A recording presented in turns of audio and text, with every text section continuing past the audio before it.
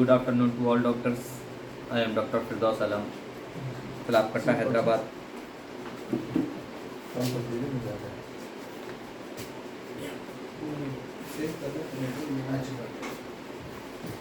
Recording stopped. 707 5602 973.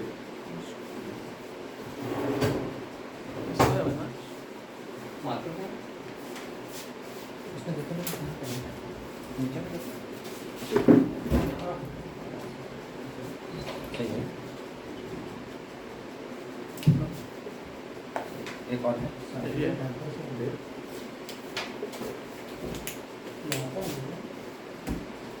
Recording in progress.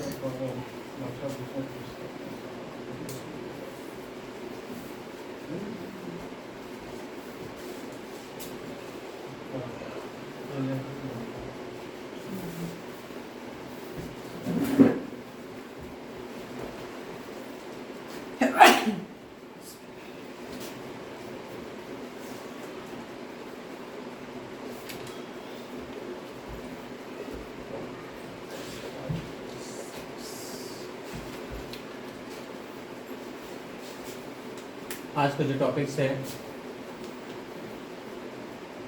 S5 और S6। इससे पहले S1, S2, S3 और आज S3 तक कंप्लीट हो चुका है। आज का जो टॉपिक्स है S5 और S6 है।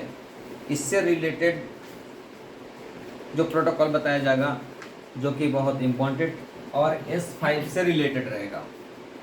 जैसे एक एग्जांपल में मैं बताता हूँ S5 C5 बर्बन GE, ये D10 ऑल abdominal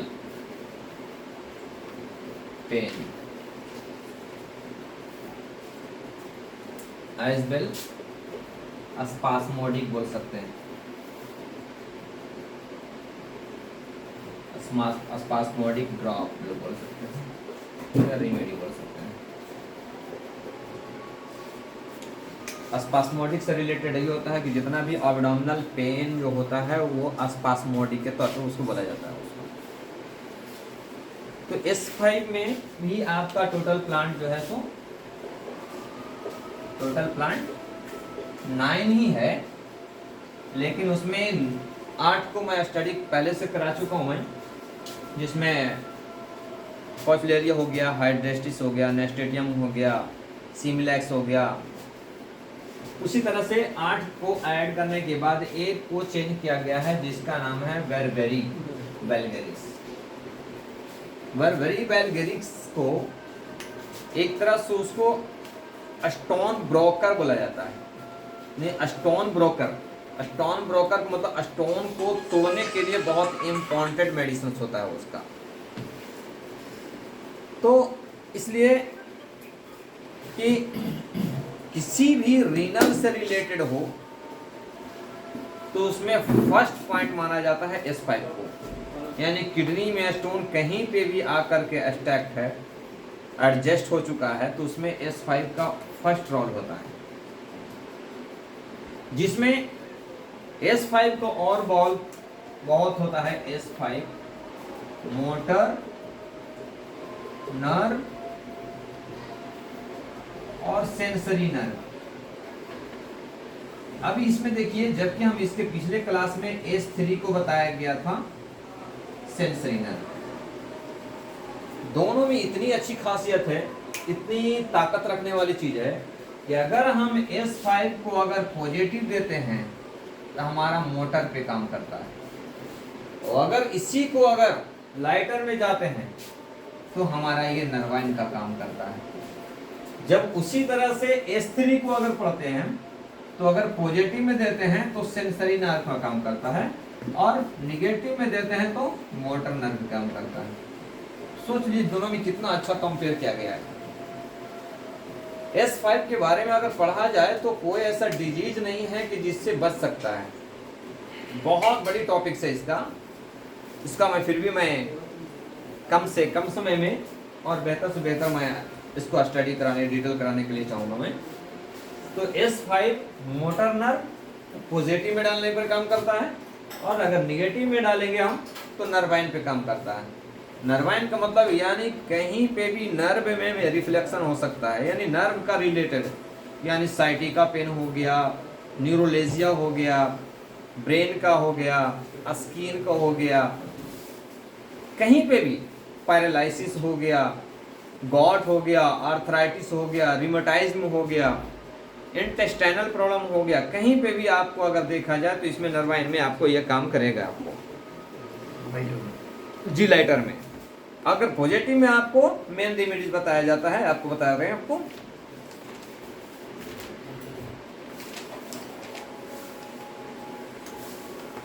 इसका प्रभाव मेन रूप से, इसका main action, field of action बोला जाता है तो लीवर और लीवर के टिश्यूज, यानी लफ्ज़े हमारा S5 जो है सो फंक्शनल रेमेडीज है, फंक्शन को मेंटेन करता है, लेकिन कौन कौन सा ऑर्गन को फंक्शंस मेंटेन करेगा ये आपको बताया जाएगा आपको। जैसे मैं कहता इसका प्रभाव प्रधान रूप से लीवर के टिश्यू के साथ साथ शरीर के सभी ग्रंथियों यानी सभी ग्लैंडुलार पे काम करता है, स्पाइनल नर्व पे काम करता है, motor muscles and motor nerve moving A part, motor nerve और मोटर मूविंग पार्ट यानी जहां मूवमेंट करने का वहां वर्क होता है वहां पे काम करता है। इसके कारण पाचन, डाइजेस्टिव सिस्टम के अवयवों के साथ साथ त्वचाओं एवं आंशिक रूप से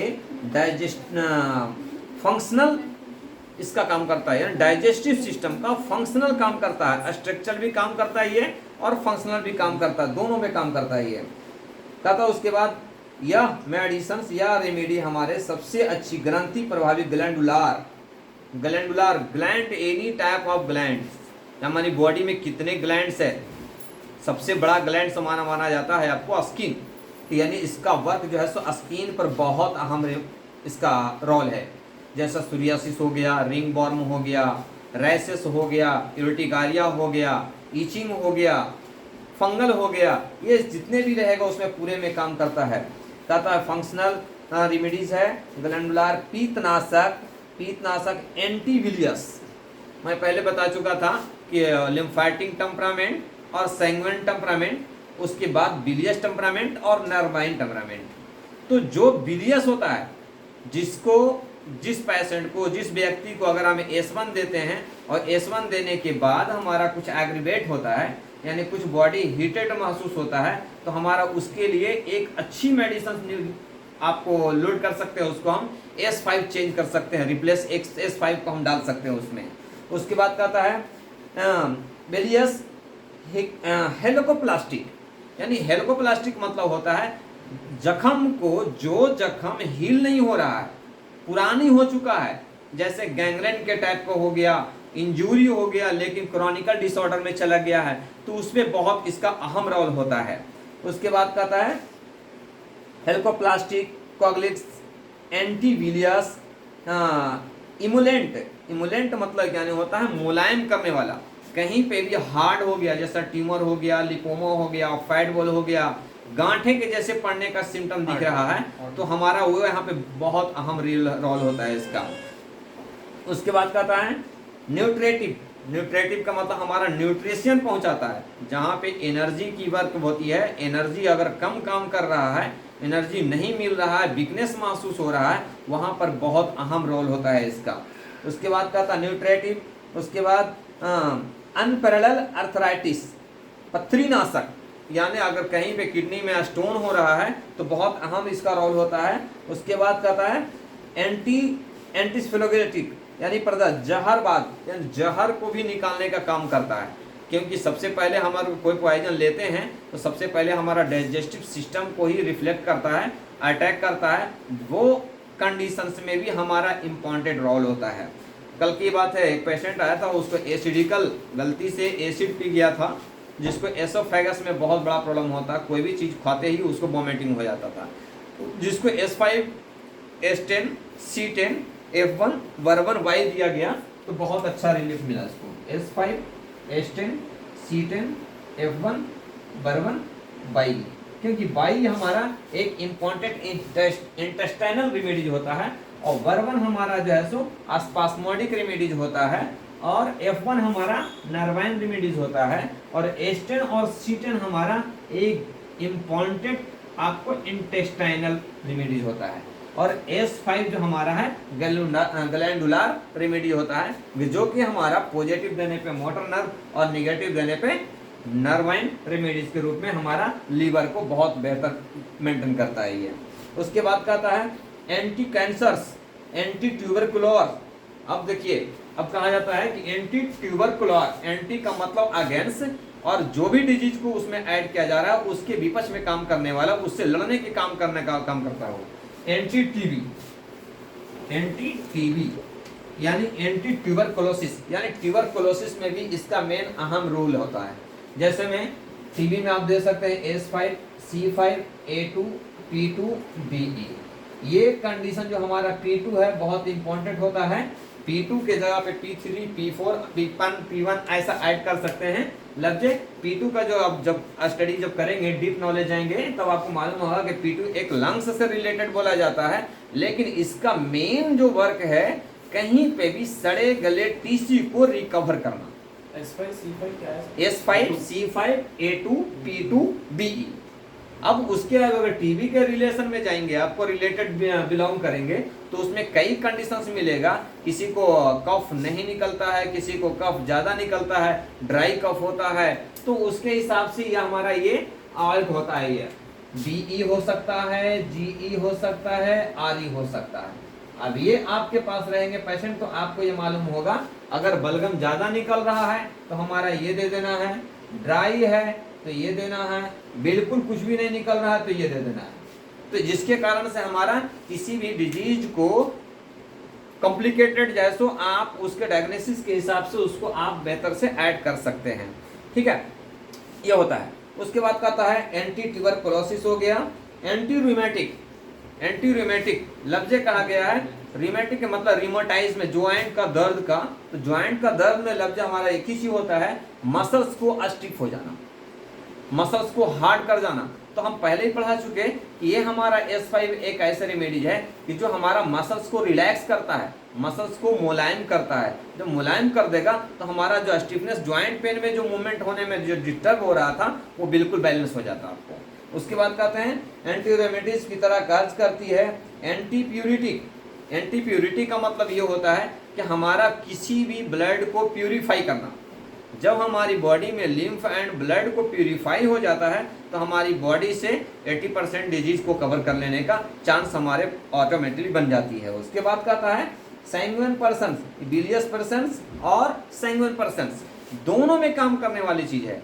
जब कहता है कि S1 अगर फेल हो गया, S2 अगर फेल हो गया, तब हमारे पास ये रास्ता मिलता है कि हम S5 उसको दे सकते हैं। S5 में क्या होता है, बिलियस नर्वाइन, जबकि पहले बता चुका है कि जब हम पॉजिटिव देंगे तो मोटर नर्व पे काम करता है और नेगेटिव देते हैं तो हमारा नर्वाइन पे काम करता है। जब ऐसे कंडीशंस में हमारा दोनों वो किसी को भी समझ में नहीं आ रहा है कि हम क्या दें, तो सीधा S5 दे सकते हैं। तो S5 अब उसके हिसाब से एक फर्स्ट स्टेज में आप देखेंगे कि जब पॉजिटिव देंगे तो क्या कंडीशंस रहता है पेशेंट को, और निगेटिव देंगे तो क्या पेशेंट रहता है।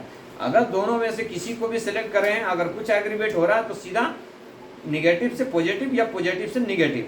अगर दोनों का अगर नहीं भी समझ में नहीं आ रहा है तो आप सीधा न्यूट्रल देकर के उसको बैलेंस कर ले सकते हैं। अब बैलेंस करने का मतलब ये होता है, तो बैलेंस करने के बाद हम कैसा उसको डिफाइन कर सकते हैं कि हमारा आगे कौन सा जाना है, निगेटिव में जाना है या पॉजिटिव में जाना है, ये बताता हूँ।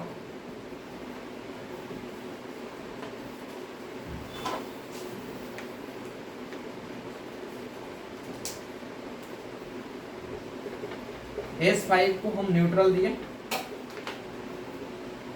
न्यूट्रल देने के बाद अगर पेशेंट की कंडीशन अगर बता रहा है रिलीफ हुआ 10%, निगेटिव देने के बाद हमारा रिलीफ अगर 10% बता रहा है तो समझिए कि हमारा डोज यहाँ पे डायल्यूशन हमारा लो हो गया, इसको और हेवी में जाना चाहिए।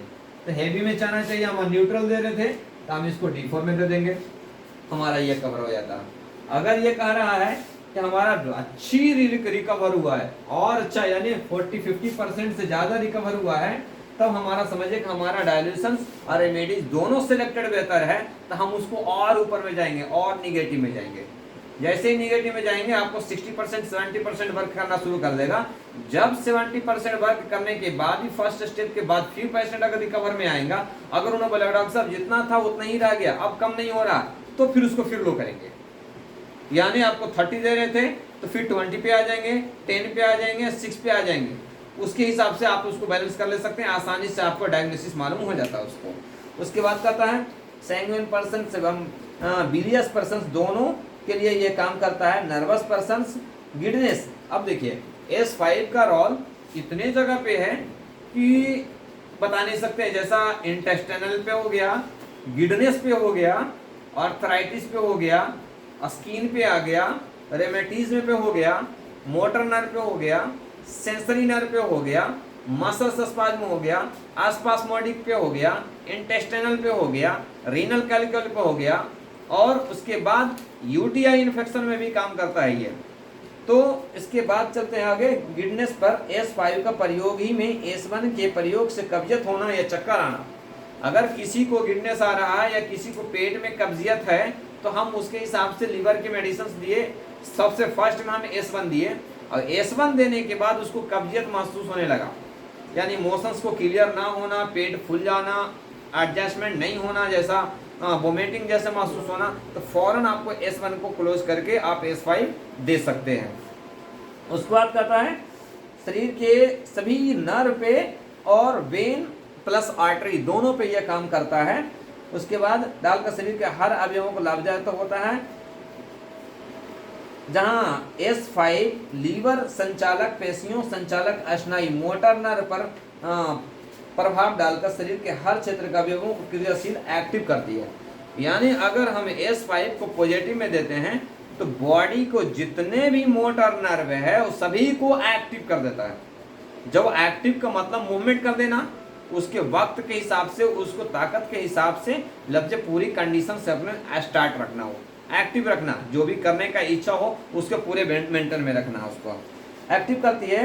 बहुत अंशों में यह S2 एवं S3 का पूरक भी है। अगर हम S2 दे रहे हैं, S3 दे रहे हैं, अगर वो चीज़ से रिलीफ नहीं हो रहा है तो हमारा सबसे पहला मेडिसिन होगा आपको S5। इसलिए जब पहले बताए थे हम कि फर्स्ट स्टेज के अगर डिजीज रहता है हमारा तो S1, उसके बाद S2, उसके बाद S3। अगर ये S3, S1, S2 से अगर नहीं कवर हुआ है तो हमारा सीधा आपको S5 पे देना है। जबकि हमारा S1 digestive system, S2 digestive system, S3 digestive system, तीनों डाइजेस्टिव का काम करता है। लेकिन अगर तीनों से अगर कवर नहीं होता है तो हमारा फर्स्ट रेमेडी माना जाता है, S5 माना जाता है। उसके बाद कहता है जेनाइटल एरिया, शरीर के किसी भी भाग में होते हुए दुर्गंध युक्त स्राव में अगर कहीं पे भी स्वेटिंग आ रहा है, स्मेल युक्त आ रहा है, यानी पसीना आ रहा है, बदबूदार आ रहा है, यूरिन आ रहा है, बदबूदार आ रहा है, लिकोरिया हो रहा है, वाजाइनल डिस्चार्ज हो रहा है, बदबूदार रहा है, मेल को डिस्चार्ज हो रहा है, बदबूदार आ रहा है, वहां पे फर्स्ट रेमेडीज हमारा S5 है। अगर किसी को ये नॉर्मल प्रैक्टिस में आएगा, आपको हमेशा आएगा, डॉक्टर साहब बहुत डिस्चार्ज हो रहा है, बहुत स्मेल आ रहा है, यूरिन साफ हो रहा है लेकिन थोड़ी थोड़ी रिलीजिंग हो रही है जिसमें इतनी स्मेल है कि उसके अंदाजा नहीं है, आपको S5 फर्स्ट रेमेडी माना जाएगा। आपको S5 में जब भी दीजिएगा, जबकि मोटर नर्व वहां पे न्यूट्रल में दीजिएगा, S5 को न्यूट्रल में दीजिएगा, तो आपको D5 में दीजिएगा तो आपको काम कर लेगा वो आपको। उसके बाद कहता है परिवहन करना चाहिए भूख में कमी, एनोरेक्सिया, एनोरेक्सिया यानी भूख, loss of appetite, loss of appetite में भी आपको इम्पॉर्टेंट रेमेडीज माना जाता है, क्योंकि इसका रिलेटेड किससे है, हमारा लीवर से है। अगर लीवर हमारा बैलेंस मेटाबॉलिक और केटाबॉलिक अगर डिसऑर्डर मेंटेन कर लेगा तो हमारा एनोरेक्सिया का डिजीज ऑटोमेटिकली आपको सॉल्व हो जाएगा आपको। उसके बाद कहता है एनोरेक्सिया जीर्ण अपच, जीर्ण अपच का मतलब होता है क्रॉनिक कॉन्स्टिपेशन। किसी को भी अगर क्रॉनिक कॉन्स्टिपेशन है, यानी पेंटोप्राजोल, वेपराजोल ये सब लेने के बाद भी अगर कम नहीं हो रहा है, सीधा S5 का 30 डाइल्यूशंस देंगे आप तो आपको ऑटोमेटिकली आपको कवर हो जाएगा वो कॉन्स्टिपेशन। कॉन्स्टिपेशन का मतलब पेट फूलना, जकड़न जैसे महसूस होना, मोशन क्लियर नहीं होना, उस तरह से मतलब क्या नहीं। और क्रॉनिक डिस्पेप्सिया, त्वचा के रोग में दबाए जाने के कारण अतिसार डायरिया का, किसी को अगर स्किन डिजीज होता है, स्किन डिजीज को हम दबाते हैं, सप्रेस करते हैं, एंटी एलर्जी मेडिसिन देके उसको दबा देते हैं। दबाने के बाद क्या होता है, उसका एक्शन जो है सो डायरिया में तब्दील हो जाता है। किसी को सुने होंगे डॉक्टर साहब ये दवाइयाँ खाए, ईचिंग तो कम हो गया लेकिन मोशन चालू हो गया। जैसा लेवोसेटेम वगैरह देते हैं, कभी कभी हाइड्रोक्साजिन देते हैं, तो ये चीज़ को देखने को मिलता है। या तो एंटीबायोटिक आपका एमोक्सिसिलिन पोटेशियम अगर देंगे तो उसमें आपको किसी किसी को लूज मोशन होने का चांस रहता है। वहाँ पे हमारा S5 फर्स्ट रेमेडीज माना जाता है। उसके बाद कहता है डायरिया, हेपेटाइटिस। हेपेटाइटिस का मतलब वही है जॉन्डिस का बिगड़ा हुआ रूप। अगर आपको बेहतर ठीक करना है तो S5 लीवर के लिए, जॉन्डिस के लिए, हेपेटाइटिस बी, ए, बी, सी, कोई सा भी डिजीज रहेगा तो आपको उसमें 100% मतलब यानी आपको कवर करेगा उसमें आपको। उसके बाद diarrhoea, enlargement of liver. Enlargement of liver का मतलब क्या होता है, लीवर का साइज को बढ़ जाना। जब लीवर का साइज को बढ़ जाना तो यानी हमारा स्ट्रक्चर चेंज हो गया। जब स्ट्रक्चर चेंज होगा तो हमारा फंक्शनल भी चेंज होगा इसमें, तो आपको उसमें भी काम करता है। तथा हेपेटाइटिस, लीवर कैंसर्स में विभिन्न मात्राओं में, विभिन्न माध्यम में अकेली ये काम करता है। अब उसके साथ में अगर लीवर की बात करते हैं तो हमारा S5 तो हम दे दिए, सिर्फ S5 से क्या हमारा काम करा, फंक्शनल रेमेडी है ये फंक्शनल को बैलेंस करेगा। लेकिन अगर ड्यू टू द अनकंट्रोल या dysfunction of this structure change, अगर स्ट्रक्चर चेंज है तब तो हमारा फंक्शनल के साथ साथ में स्ट्रक्चर भी देना पड़ेगा। तो हम इसमें क्या करेंगे, S5 के साथ में C5, क्योंकि हम सबसे पहले बता चुके थे कि अगर कहीं पे भी इसका ऐड करने का, मेडिसिन बनाने का तरीका यही होता है, S1 के साथ में C1, S2 के साथ में C2, S3 के साथ में C3 और S5 के साथ में C5। तो हमारा इसी तरह से आपको S5 के साथ में C5 हो गया। लेकिन अब उसके साथ में हमारा लीवर से रिलेटेड हमारा जो डिजीज है इंटेस्टाइनल पे पहुंचा है, तो S5 के साथ में C5 हो गया। उसके बाद S10, जब S10 के साथ में दे रहे हैं तो S10 के साथ में उसका भी स्टोमक का भी फंक्शनल और स्ट्रक्चरल दोनों होना है, तो S10 के साथ में हमारा C10 हो गया। अब देखिए ये हमारा हो गया। उसके बाद चलते हैं F1, क्योंकि हमारा नर्वाइन रेमेडीज है, डिजीज को ब्रेन तक पहुंचाने का काम इसका ही है, इसलिए F1 हमारा इम्पोर्टेंट रेमेडीज होता है। F1 के साथ में बर्बन एक हमारा जब भी लीवर से रिलेटेड रहेगा, लीवर में डिस्ट्रक्शंस रहेगा, इनलार्जमेंट रहेगा, तो हमारा कुछ ना कुछ पेन रहेगा। जब पेन रहेगा तो बर्बन को हमारा एक स्पास्मोडिक ड्रॉप बनाता है, स्पास्मोडिक मेडिसिन बनाता है, रेमेडीज माना जाता है इसको, तो इसीलिए हम इसको बर्बन कर दिए। उसके बाद हमारा क्या है, हमारा निजाम कहाँ चल रहा है, ये हमारा इंटेस्टाइनल में काम चल रहा है, लीवर से लेके एनस तक चल रहा है। तो हमारा इसमें बाई हमारा इम्पोर्टेंट मेडिसिन होता है। जब इतना हम अगर ऐड कर दिए, लीवर इंटेस्टाइनल के रिलेटेड कोई सा भी डिजीज रहेगा, इसको 101% कवर करेगा आपको बिल्कुल। किसी को भी अगर जॉन्डिस हो, मेरे पास SGOT 1700 और SGPT 1800 केसेस था, 1700-1800 केसेस था, जो कि मैं इसको S5, C5, S10, C10, F1 bourbon Y के साथ में जब दिया तो बहुत आसान मिला। उसके बाद उसके साथ में S6, C6, L1, BE, ये हमारा D5 से दिया। ये हमारा क्या हो गया, ड्यूरेटिक के टाइप पे काम करा, डायरेटिक पे काम करा, यानी हमारा यूरिन फ्लो को बढ़ा दिया। जब यूरिन फ्लो को बढ़ा दिया तो हमारा तकरीबन डिजीज जो है सो यूरिन के थ्रू से बाहर निकलना शुरू हो गया। उसके बाद अगर यह चलते हैं, उसके बाद इसमें और ऐड कर सकते हैं, लीवर के लिए, जॉन्डिस के लिए बहुत अच्छी मेडिसिन बता रहे हैं, S5, F2, बाई, ये D4 है। अब देखिए हमारा फिर S5 यहाँ पे आ रहा, S5 वही हमारा लीवर पे काम करने वाला है, मसल्स पे काम करने वाला है, तो S5 हमारा ये D4 में अगर application application on liver region. अगर लीवर रीजन पे हम अगर एप्लीकेशन कर देंगे तो ऑटोमेटिकली मतलब कि आपका बुखार ये कम हो जाता, बुखार भी कम हो जाता, लीवर का डिस्फंक्शन कम हो जाता। और इसका एक रोल बहुत अच्छा है जो हाई फीवर पे भी काम करता है। हाई फीवर पे कल परसों ही पेशेंट आए थे 103 फीवर लेकर के आया था, उन्होंने कहना था डॉक्टर साहब ग्लूकोज लगा के ही कम करिए। हम क्या ग्लूकोज नहीं लगाता हूँ मैं, बगैर ग्लूकोज के ही कम करता हूँ मैं। ग्लूकोज न लगा करके मैं उसका मेडिसिन दिया मैं पिलाने के लिए S10 A3 F1 वर्बन YE D10 से, और दूसरा में S5 F2 YE D4 से। ये एप्लीकेशन ये 10 ड्रॉप 3 टाइम। उसके बाद भी अगर कम नहीं हुआ तो इसको 10 drop 20 drop 1 glass water mix and 10 ml पर 10 मिनट, यानी हर 10 मिनट पे 10 ml उसको देने के लिए बोला। एक गिलास वाटर खत्म होते होते उसके पूरी फीवर नॉर्मल विदाउट पैरासीटामोल का। ठीक है, उसके हिसाब से जब इस तरह से अगर आप सेट करेंगे, सबसे पहले हमारा मेडिसिन का सिलेक्शन वही होता है कि हम कहाँ जा रहे हैं, मेडिसिन को हमको भेजना कहाँ है, कौन सा ऑर्गन डिस्टर्ब है।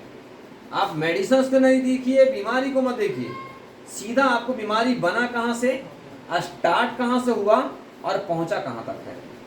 अगर ये दो चीज अगर आप समझ लिए तो आपकी कोई भी डिजीज आपके हाथ से छूटना मुश्किल हो जाएगा आपको। पर डॉक्टर क्या करते हैं, सीधा बुखार है चलो बुखार के दे दी दवाइयाँ। What is the reason come on fever, आने का रीजन क्या है इसका, उसका रिलेटेड क्या है। इंजरी होता है तो भी फीवर आता है, ब्रोंकाइटिस होता है तो भी फीवर आता है, निमोनिया होता है तो भी फीवर आता है, प्लस जॉन्डिस होता है तो भी फीवर आता है, ब्रेन में रिलेटेड रहता है तो भी फीवर आता है, नींद अगर पूरी नहीं होती तो भी फीवर आता है, स्ट्रेस में रहता है तो भी फीवर आता है। आप स्ट्रेस करेंगे, स्ट्रेस के ना दवाइयाँ दे करके आप ऐसी खाली फीवर की दवाइयाँ देंगे, कम नहीं हो सकता है। उसके लिए आपको न्यूट्रल उसको करना है। जो स्ट्रेस ले रहे हैं उसके लिए बहुत इंपॉर्टेंट रेमेडीज होता है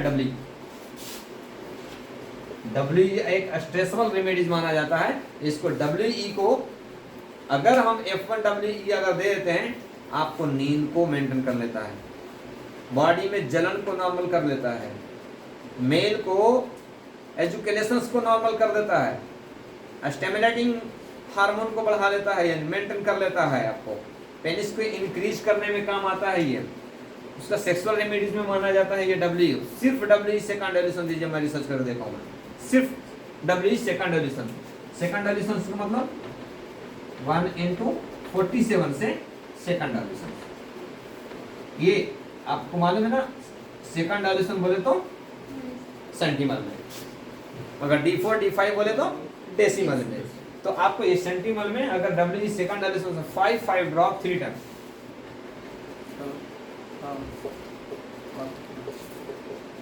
5 ड्रॉप TDS, ये TDS अगर देंगे तो आपको मतलब यानी बिल्कुल मेंटेन कर लेता है आपको। ठीक है, उसके बाद चलते हैं intestinal TB suppurating gland. Intestinal TB यानी आंत का भी टीबी होता है, बताया जाता है ना। टीबी क्या है, टीबी और कैंसर दोनों एक भाई है।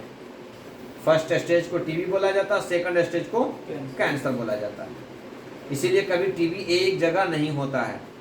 ब्रेन टीबी होता है, बैंड टू बॉन टीबी होता है, प्लस ग्लैंड टीबी होता है, प्लस लंग्स टीबी होता है, इंटेस्टाइनल टीबी होता है, स्पाइनल टीबी होता है, लंबार टीबी होता है। तो उसी तरह से जब वहाँ तक डिजीज हम पहुँच चुके होते हैं और डिजीज हमारा कवर नहीं होता है, हम उस चीज़ को बैलेंस नहीं कर पाते हैं, तो उसके बाद आगे जाकर के वो कैंसर के रूप में लेता है।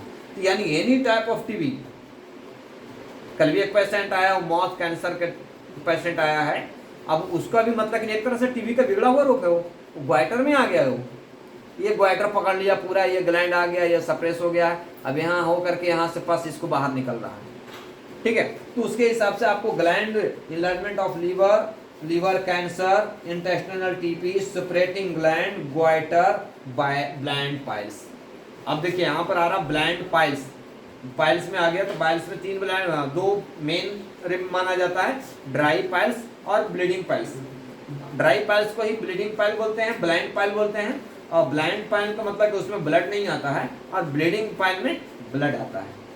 तो ये दोनों को में ही काम करता ही है, क्योंकि हमारा वहां पे क्या काम करना है, मसल्स को रिलैक्स करना है, मसल्स को मुलायम करना है। अब ब्लीडिंग ब्लाइंड पाइल बोल रहा, ब्लाइंड पाइल में एनल का रास्ते पे जो मसल्स होता है वो ड्राई हो जाता है, वो सूख जाता है। सूखने के बाद वो हार्डपना हो जाता है। जो हार्ड चीज को कभी भी अगर हम मोड़ना चाहेंगे तो उसमें क्रैक आएगा। जब क्रैक आएगा तो उसमें बर्निंग भी होगा और ब्लीडिंग भी होगा, कहीं पे भी मसल्स को अगर इरप्शन होने के बाद। ठीक है, उसके बाद कहते हैं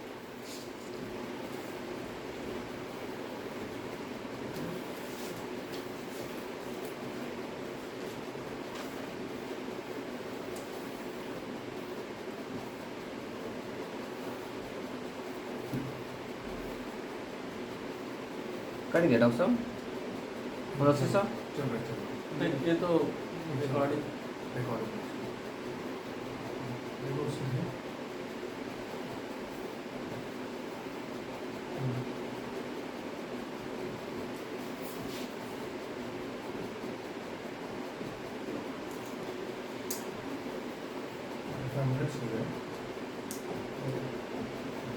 आया दूसरा भेज दीजिए।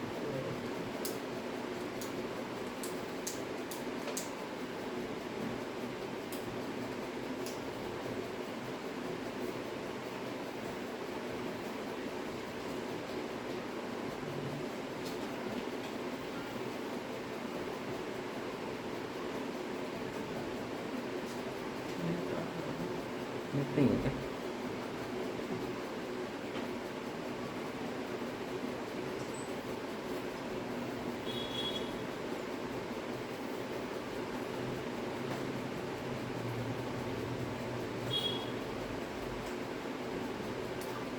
डॉक्टर साहब आपके पास दिखा है नहीं रख सकते हमारे पास नहीं है, पुराना है।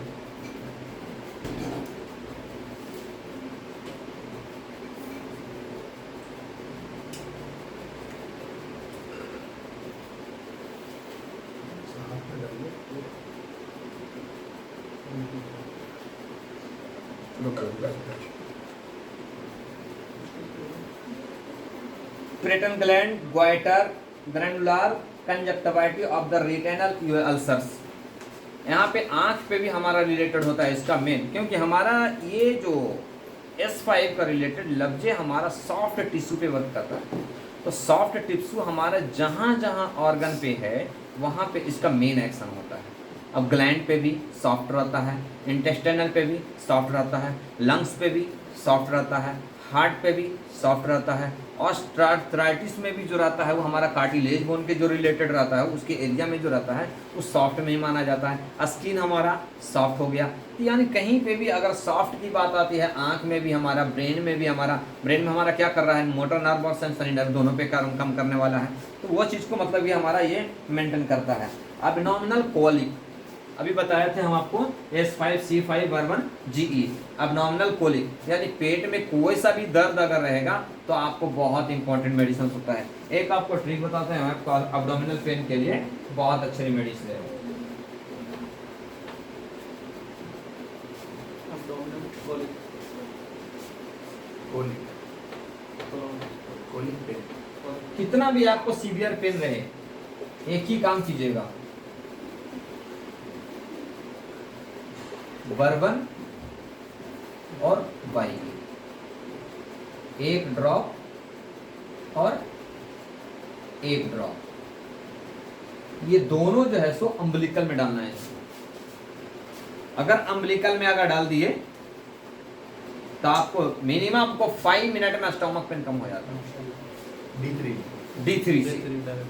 D3 से 1 ड्रॉप और 1 ड्रॉप। अगर आपको इसको रिजल्ट देखना है, जितना ट्रामाजेक और डाइक्लोफेनेक का रिजल्ट नहीं है उतना आपको इससे मिलेगा।